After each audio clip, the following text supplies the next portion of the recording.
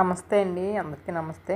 మనం స్వాధ్యాయంలో భాగంగా శ్వాస మహావిజ్ఞానం అందులో రెండో బుక్ చదువుకుంటున్నాం. ముందుగా పత్రిజీ గురువు గారికి ఆత్మ ప్రణామాలు. వింటున్న మీ అందరికీ కూడా ఆత్మ ప్రణామాలు. ఇక్కడ చెప్పుకున్నది ఏంటంటే, మీరందరూ కూడా ప్రకృతి 888 ఛానల్ని సబ్స్క్రైబ్ చేసుకోండి, ఈ ఆడియోని షేర్ చేయండి, లైక్ చేయండి. దీనివల్ల ఇందులో బుక్స్ చదవడం వల్ల చాలా సంవత్సరాల బుక్స్ ఉంటాయి కాబట్టి అందుకే చదవడం అవుతుంది. ఇవన్నీ ఎప్పుడైనా యూట్యూబ్లో ఉంటాయి, మన ముందు తరాల వాళ్ళకి కూడా ఉపయోగపడతాయి అని ఉద్దేశం మీద ఈ ఛానల్లో ఒక బుక్ చదువుకుంటున్నాను. ఓకే అండి, థ్యాంక్ యూ వెరీ మచ్. భవిష్యత్ ద్రష్టలు అనేకులు, అంటే భవిష్యత్ ద్రష్టలు అంటే భవిష్యత్తుని తమ ధ్యాన శక్తితో చూసేవాళ్ళు అనమాట. అలాంటి వాళ్ళందరం కూడా అంటే మామూలుగా అంత తర్వాత వచ్చి విపత్తులన్నీ కూడా ప్రకృతి సహజమైన వైపరీత్యాలేంటి, ఇంకా జీవితంలో జరిగే కష్టాలేంటి, అవన్నీ కూడా చూశారనమాట. అలాంటి దాని గురించి అలాంటి వినాశనం జరగకుండా ఉండడానికే మనకి ఇవన్నీ చేస్తున్నారనమాట. అందువల్ల ఏంటవుతుందంటే మన మానసిక స్థితిలో మార్పు వస్తుంది. మనం ఎందుకు చేస్తున్నామో అవన్నీ తెలుస్తాయి అన్నమాట. అందుకని మన కోటాల అంటే మన పూర్వజన్మ పుణ్యం అంటారు కదా, ఆ పుణ్యం మనం తీసుకోవాలన్నమాట. అందుకోసమే ఈ ధ్యానాలు, యజ్ఞాలు, యాగాలు అవన్నీ చెయ్యాలి. అలాంటి సంపదని మీ సొంతం చేసుకోండి నాయనలారా అని చెప్తున్నారు అనమాట. కాకపోతే మనకు అలాంటిది ఏమీ లేకుండా ధ్యానం చేసుకుంటే శక్తి వస్తుందని మనకు చెప్పారు కాబట్టి ధ్యానం దేనికైనా మనకు 3 ఉండాలి. సత్యంలో ఉండాలి, ధర్మంలో ఉండాలి, స్మరణ చేయాలి. మనం ఒక మంత్రం పట్టుకుని జపం చేసిన, నామస్మరణ చేసిన కలవు నామస్మరణే అంటారు. ఈ కలియుగంలో ఈ నామస్మరణే మనల్ని మంచి దారిలోకి తీసుకెళ్తుంది, మన జన్మను ఆకృతం చేయడానికి ఉపయోగపడుతుంది అని చెప్తున్నారు అన్నమాట. మనకి బాలేని శరీర భాగాలను డాక్టర్ ఎలాగైతే తీసేస్తారో తీసేసి మన బాడీలోంచి అది తీసేస్తారు. ఎందుకంటే అది ఉంటే ఇంకా మనకి నష్టం జరుగుతుందని. సో అలాగే మన జీవితంలో కూడా మనకి పనికిరాని వాటిని తీసేయాలి, మనకి పనికిరాని గుణాలన్నీ తీసేయాలి, మన మంచి గుణాలని మన దగ్గర ఉంచుకోవాలి. అలా మనం డాక్టర్ అనుకోండి, డాక్టర్ ఏం చేసినా మన మంచి కోసం చేస్తున్నాడు, మన ఆరోగ్యం కోసం చేస్తున్నాడు. అలాగే ఋషులు కూడా మన మానవజాతి ముందుకు వెళ్ళడానికే చెప్పారు అని మనం ఆలోచించుకుని ఇప్పుడు కూడా మంచి ఆలోచనలతోనే ఉండాలన్నమాట. కలికి అవతారం ఖడ్గం చేతబూని రావడం మనందరికీ తెలుసు. కలికి అవతారం గురించి తెలుసు కదా, కత్తి పట్టుకొని వస్తుంటాడు అన్నమాట. ఖడ్గమే ఎందుకు పట్టుకున్నాడు అని తెలుసుకోవాలి. ఏ కల పువ్వో, తామరతూడో, చెరుగ్గడ పట్టుకోవచ్చు కదా. ఇప్పుడు లలితాదేవి ఉన్నదనుకోండి, చెరుగ్గడ పట్టుకొని వస్తారన్నమాట. అలాగే ఒక్కొక్కరు పట్టుకుని వస్తారు. కాకపోతే ఆపరేషన్ థియేటర్లోకి అడుగుపెట్టే వైద్యుడు పూలగుత్తి పట్టుకుని వస్తాడేంటి, రాడు కదా, కత్తితోనే వస్తాడు. అలాగే ఇప్పుడు కలికి కూడా మనకి అలాగే వస్తున్నాడు అనమాట. ఇది అలాంటిది. ఆయనపై మనం విశ్వాసం ఉంచాలి. మనలో ఉన్న నెగిటివిటీని అంతా ఖడ్గం చేత తీసివేస్తాడు, ప్రతి మనిషిలో ఉన్న నెగిటివిటీని అనేసి కలికి అలా వచ్చారనమాట. ఈ మానవ జాతిని ఉద్ధరించేందుకు చేస్తున్న ఆపరేషన్కు, అంటే దాన్ని ఏమంటారంటే యాంప్యుటేషన్ లాంటిది అంటారనమాట. మనం ఏదైనా మందు వాడేటప్పుడు ముందు మనకి ఒక యాంటీబయాటిక్ ఇస్తారు కదా, అలాగే కలికి పట్టుకుని వస్తున్నాడు అనమాట, ఖడ్గం పట్టుకుని వస్తున్నాడు అనమాట. ఆయన సూచనలు పెడితే మనకు కష్ట నష్టాలు వస్తాయి. ఇది అంతే, పూర్తిగా సహకరించాలంటే మనకి కలిపురుషుడు వస్తున్నాడు, కలికి అవతారం వస్తుంది. కలికి ఖడ్గం పట్టుకొని మనలో ఉన్న నెగిటివిటీని అంతా తీసేస్తున్నాడు. అందుకే మనం ఆయన సహకరించాలి అని అందరూ అనుకోవాలి. ఈ మానవజాతి ఇంత దుస్థితికి దిగజారిపోవడానికి కారణం శ్వాస గురించి నిర్లక్ష్యం చేయడమేనని గ్రహించాలి. మన శ్వాసని ఎలా ఉపయోగించుకోవాలో మనకే తెలియలేదు. శ్వాసని గమనించడమే కాదు, శ్వాసని ప్రాణాయామంలో ఉపయోగించుకోవాలి. శ్వాసని అంటే మన ప్రాణాలు తీసుకెళ్ళి మన మూలాధార చక్రంలో కలపాలి, మూలాధారం నుంచి సహస్రాలను తీసుకురావాలి. అలాగే ప్రాణాన్ని అటు ఇటు నడుపుతూ ఉండాలి అన్న విషయం తెలుసుకోవాలన్నమాట. అంతేకాని శ్వాసని ఎక్కువగా తీసుకోకూడదు, తక్కువగా తీసుకోకూడదు. మన శ్వాసను సరిగ్గా ఉపయోగించుకోకపోవడం వల్ల ఈ పరిస్థితులన్నీ వచ్చాయనేసి ఋషులు చెప్తున్నారు అన్నమాట. ఋషివచనం అంటే ఋషులు చెప్పిన మాట. మనం నిజంగా చెప్పాలంటే మనం భగవద్గీత ఏంటి మనం 33% శ్వాసను ఉపయోగించుకుంటాం.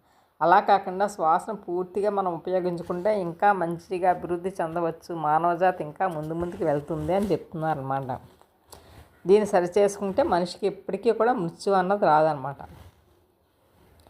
మనం శ్వాసని ఎక్కువైనా పీలుస్తున్నాం, తక్కువైనా పీలుస్తున్నాం, లేదా ఎక్కువ తక్కువ పీల్చేస్తున్నాం. అలా కాకుండా మనిషి ఎప్పుడు కరెక్ట్గా శ్వాసని సరిచేసుకుంటాడో అప్పుడు ఎప్పుడు మృత్యు అన్నది రాదు. మృత్యుంజయాలంటే మృత్యు రాకపోవడం అని కాదనమాట ఇక్కడ అర్థం.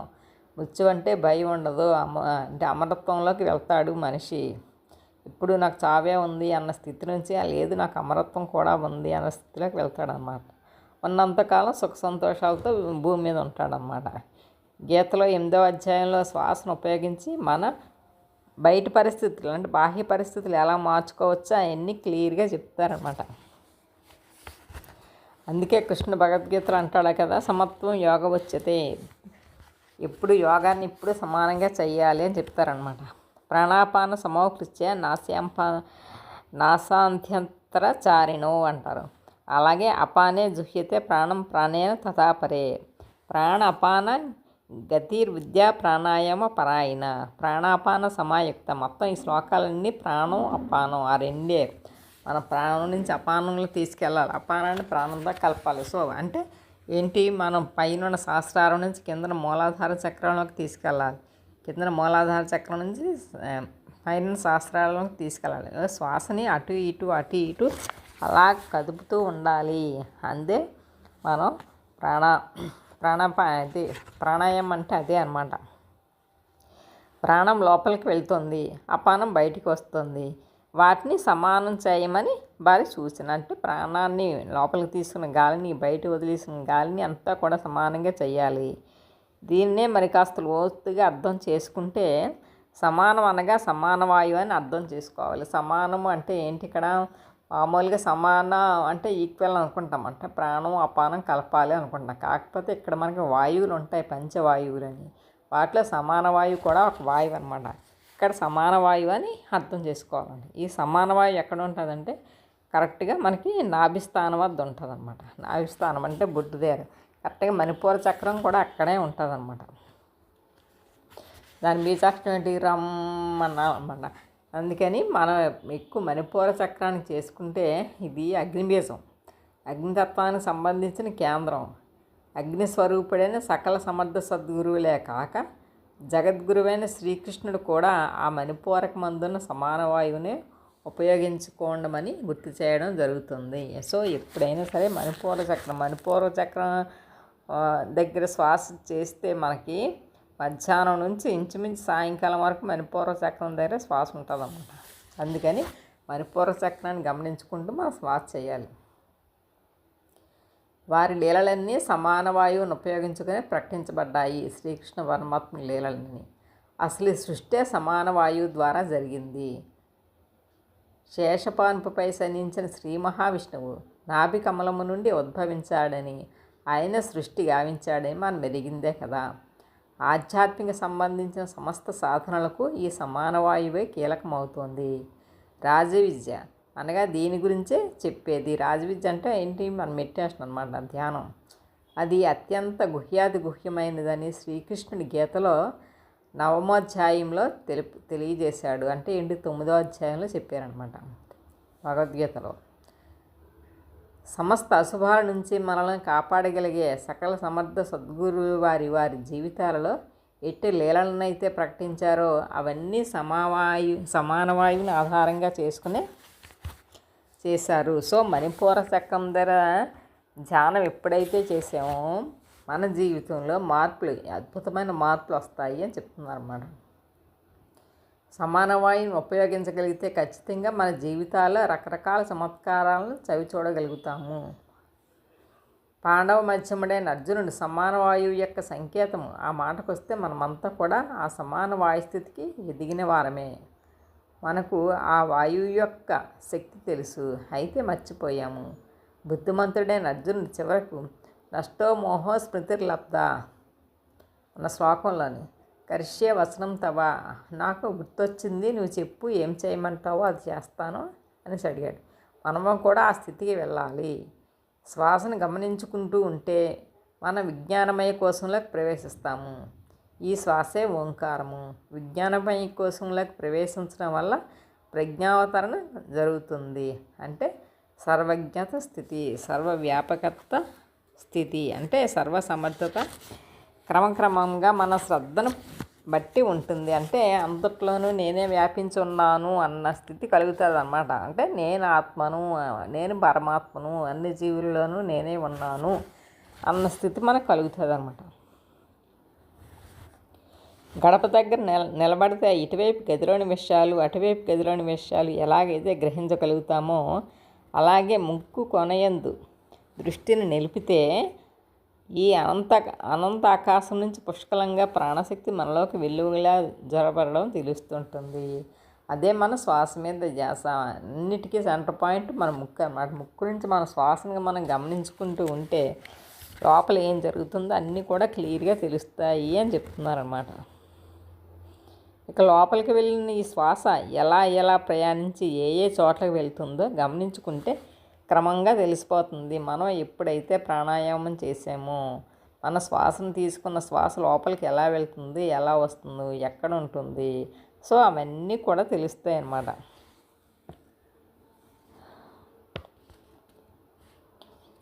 మొట్టమొదట మనం తీసుకున్న శ్వాస ముక్కు ద్వారా లోపలికి వెళ్తుంది. అక్కడి నుంచి ఊపిరితిత్తుల్లోకి వెళ్తుంది. అక్కడ 5 భాగాలుగా మారుతుంది. అలా 5 భాగాలుగా మారినటువంటి శ్వాసే మన శరీరంలో 5 శక్తులుగా పనిచేస్తుంది. అవే ప్రాణ, అపాన, వ్యాన, ఉదాన, సమానాలని తెలుసుకున్నాం. మన ఊపిరితిత్తుల్లో 5 భాగాలు ఉంటాయి. ఒకవైపు 3, మరోవైపు 2 గదుల మాదిరిగా ఉంటాయి. ఒకటిగా వెళ్ళిన ఈ ప్రాణశక్తి శ్వాస అక్కడికి వెళ్ళాక 5గా మారి 5 గదుల్లో విస్తరిస్తుంది. ఊపిరితిత్తుల్లో కోటాను సూక్ష్మమైన రంధ్రాలు ఉంటాయి. మన శ్వాసను లోతుగా దీర్ఘంగా తీసుకోకపోతే ఊపిరితిత్తుల్లో చాలా భాగం అసలు వాయు సంచారమే జరగదు. అనేక మంది పరిశోధకులు నేటి మానవులు శ్వాస తీసుకోవడాన్ని గమనించి కేవలం తీసుకోవాల్సిన దాంట్లో 33% తీసుకుంటున్నారు అని ఆందోళన చెందారని తెలుసుకున్నాం. అంటే మనం పూర్తిగా శ్వాస దీర్ఘంగా తీసుకోవడం లేదనమాట.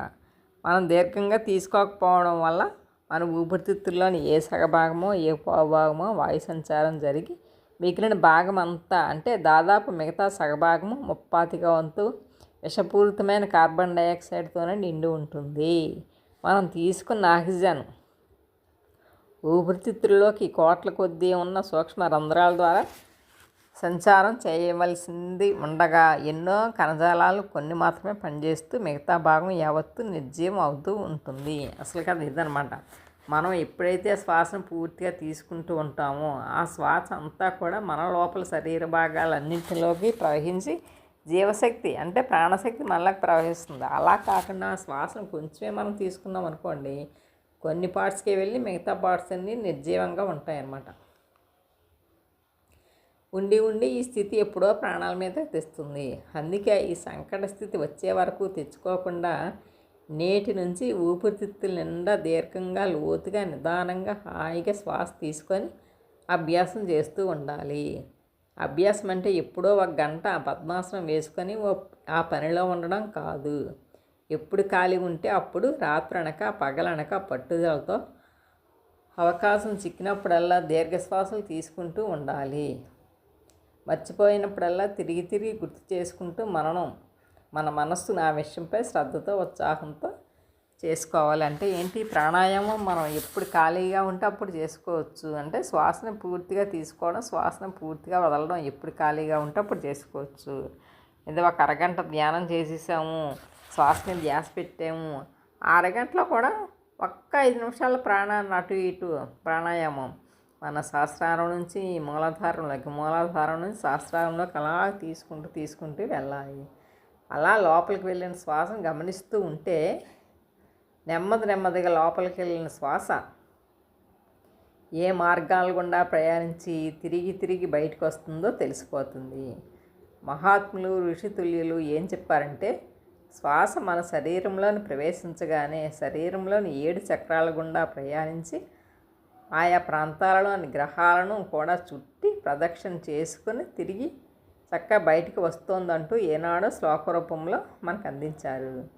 శ్లోకాన్ని అయితే చిలక పలుకుల్లా వర్ణిస్తాం కానీ దాని భావార్థమే శరీరంలోని హంసగమనాన్ని సూచిస్తోందని గ్రహించుకోము. దాన్ని కాస్త మనం సరిచేసుకోవాలి. అంటే ఏంటి, ఇక్కడ మన శరీర విశ్వం ఎక్కడో బయట లేదు, అంతా కూడా లోపలే ఉంది. మన శరీరంలోనూ కూడా ఖనిజాలు ఉన్నాయి, లవణాలు ఉన్నాయి, అన్నీ కూడా ఉన్నాయి. సూర్యుడు, చంద్రుడు, మొత్తం గ్రహాలంతా, ప్రపంచం అంతా, మొత్తం ఖగోళం అంతా కూడా మన శరీరంలోనే ఉంది. మనం ఎప్పుడైతే శ్వాసని కరెక్ట్గా ఆయనం చేస్తామో, ప్రాణాయామం చేస్తామో అప్పుడు మనం విపరీతంగా దాన్ని గమనించుకోవచ్చు. మన ఫిజికల్ బాడీలో ఎలా అయితే గ్లాండ్స్ ఉన్నాయో మన యూథరిక్ బాడీలో చక్రాలు ఉంటాయి. మూలాధారం, స్వాదిష్టానం, మణిపూరక చక్రం, అనాహత చక్రం, విశుద్ధ చక్రం, ఆజ్ఞా చక్రం, సహస్రారం, స్థితి అన్నమాట. అలాగే మన బయట ఎలాగ మన మూలాధారం నుంచి గొనాల్స్ గ్లాండ్, ఎడ్రినల్ గ్లాండ్, ఏంటి మన pancreas, thymus gland, thyroid gland, అలాగే pineal gland, pituitary gland, hypothalamus gland, ఇవన్నీ ఎలా అయితే మన బాడీలో ఉన్నాయో అలాగే మన యూథరిక్ బాడీలో కూడా చక్రాలు అనేవి ఉంటాయన్నమాట. అది ఆ విషయం మనం గ్రహించుకోవాలి.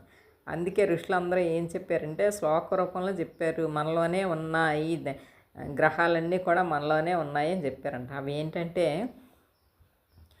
ఆదిత్యాయ చ సోమాయ మంగళాయ బుధాయ చ గురు శుక్ర శనిభ్యస్స రాహు కేతవే నమః. అంటే నవగ్రహాలు ఆదిత్యుడు, సోముడు, మంగళుడు, బుధుడు, గురుడు, శుక్రుడు, శని, రాహువు, కేతువు. సో ఇవన్నీ కూడా మనలోనే ఉన్నాయి. మొట్టమొదటిగా మనం శ్వాస అనాహత చక్రాన్ని చేరి అక్కడి నుంచి సూర్యభగవాన్ని సేవించి అక్కడ నుంచి ఆ రవిగ్రహం నుంచి స్వాదిష్టాన చక్రం మొదలు చంద్రగ్రహాన్ని తాకి అక్కడి నుంచి నెమ్మదిగా కుజగ్రహాన్ని దాటి, సో మొత్తానికి ఈ గ్రహాలన్నీ కూడా మన దాంట్లోనే ఉన్నాయి అని చెప్తున్నారనమాట. మూలాధార చక్రంలో శని ఉంటుంది, శని రాహు ఉంటారు, స్వాదిష్టానంలో బుధుడు చంద్రుడు ఉంటారు. సో అలాగా ఒక్కొక్క రాశిలో ఒక్కొక్క గ్రహాలు ఉంటాయి అన్నమాట. రాసుల్లో ఉంటాయి, చక్రాల్లో ఉంటాయి. సో అవన్నీ కూడా మనం తెలుసుకోవాలి, బుక్ ద్వారా ఇవన్నీ తెలుసుకోవాలి. అలాగే ఒక్క చక్రం మణిపూర చక్రం నుంచి కొంచెం దాటుతాయి. సో అలా మొత్తం అన్నీ కూడా దాటుతూ ఉంటాయి. దాటుతా ఉండి తర్వాత ఏంటో ఇంకో ఋషులు అన్నవారు ఇంకో శ్లోకానికి కూడా ఇచ్చారనమాట. బ్రహ్మ మురారి త్రిపురాంతకారి భానుహు శశి భూమి శుభ బుధచ్చ గురుచ్చ శుక్ర శని రాహు కేతవే సర్వే గ్రహ శాంతి కరా భవంతు అని చెప్పారనమాట.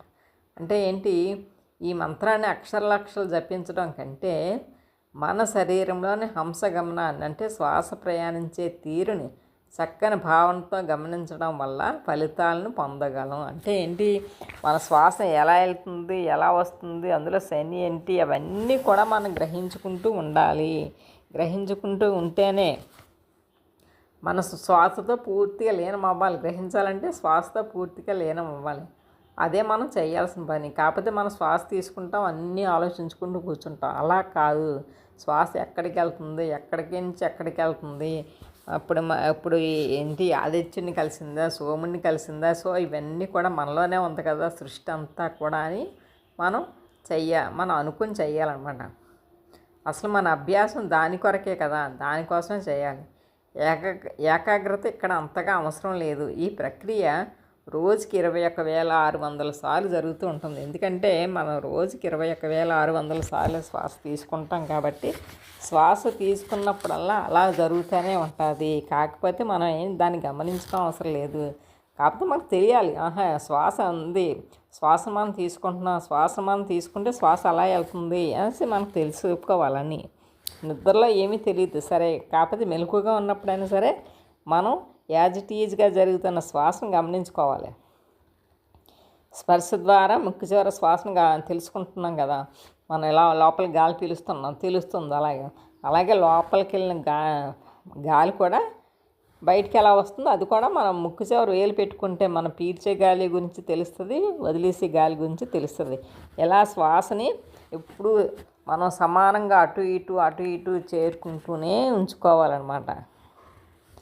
ఇలాంటప్పుడే మనకి ఆ శ్వాసే ఓంకారం అవుతుంది. ఆ శ్వాసే మనకి సమాన వాయువుని పూర్తిగా ఇస్తుంది అన్నమాట. సమానవాయువు అలాంటప్పుడే శ్వాసలోని సమానవాయువు అన్నది పూర్తిగా ప్రవహిస్తుంది అన్నమాట. అంటే సమానవాయువు అంటే అన్ని గ్రంథుల్లోని అన్ని భాగాల్లోని సమానంగా వెళ్తూ ఉంటుంది శ్వాస అని చెప్తున్నారు. ఓకే అండి, థ్యాంక్ యూ వెరీ మచ్.